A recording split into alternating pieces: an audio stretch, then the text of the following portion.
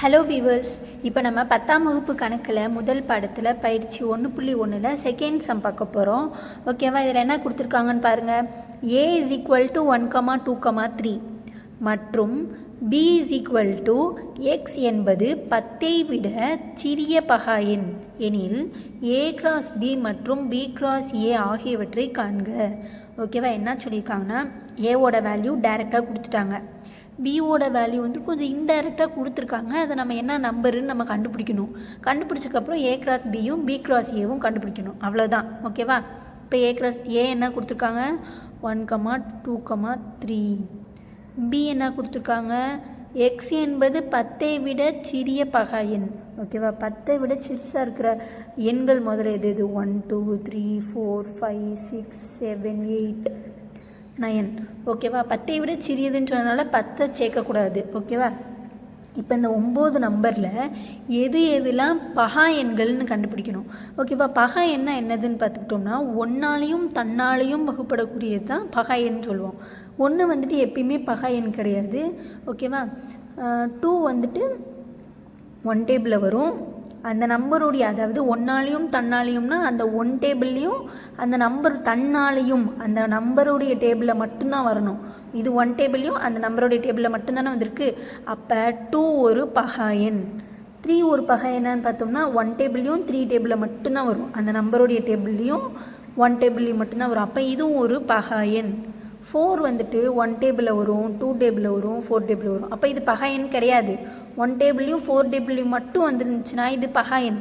3ஆவதாக ஒரு டேபிளில் வருது இல்லையா, அப்போ இது பகா எண் கிடையாது.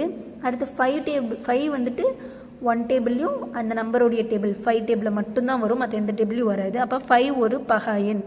6 வந்துட்டு 1 டேபிளில் வரும், 2 டேபிளில் வரும், 3 டேபிளில் வரும், 6 டேபிள் வரும். அப்படி வந்துட்டு நிறைய டேபிளில் வருது, அப்போ 6ம் கிடையாது. 7 வந்துட்டு 1 டேபிளில் 7 டேபிளில் மட்டும்தான் வரும், அப்போ 7 ஒரு பகா எண். 8 வந்துட்டு 2 டேபிள் 4 டேபிள் இப்படி நிறைய டேபிளில் வரும், அதனால் அதுவும் கிடையாது. 9 வந்துட்டு 3 டேபிள் 9 டேபிளில் 1 டேபிள் இப்படி நிறைய டேபிளில் வரும், அதனால் அதுவும் கிடையாது. ஓகேவா? எந்தெந்த நம்பர்ஸ்லாம் 1 டேபிள்லையும் அந்த நம்பருடைய டேபிள்லையும் மட்டும் வருதோ அதுதான் பகா எண். ஓகேவா? அப்போ 10 கீழே இருக்கிற பகா எண்கள்லாம் எது 2 3 5 7.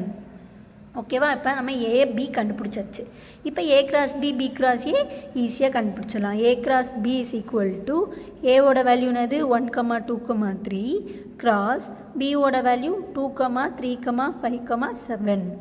ஓகேவா? ஏ கிராஸ் பின்றனால ஏலேருந்து பிக்கு போகணும். 1, 2 1, 3 1, 5 1, 7. ஓகேவா? எழுதுவோமா?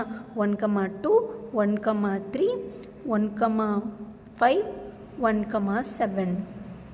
அடுத்து 2 எடுத்துக்கிட்டோம்னா 2வையும் அதே மாதிரி எழுதணும். 2, 2, 2 3 2, 5 2, 7.